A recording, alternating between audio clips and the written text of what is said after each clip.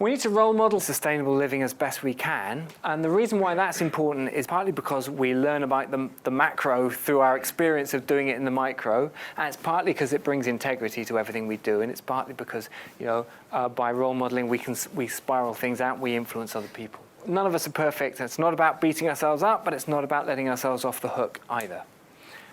Apart from how we live ourselves, it's about how we influence. And this is where you really can affect your change, is to ask, well, what are all the situations in which I can have influence over the whole system to get the system change I want? And of course, it starts with how I vote, but it's also how I influence my politicians, the media I support, where I put my money, what about schools, what about how I go to work, what about the company I work for, all of that.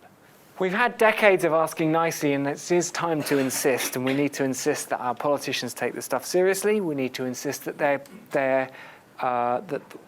policies are coherent. I think this needs to be really clever, intelligent protesting. Somehow, it's not been enough just to ask, and we do need the change.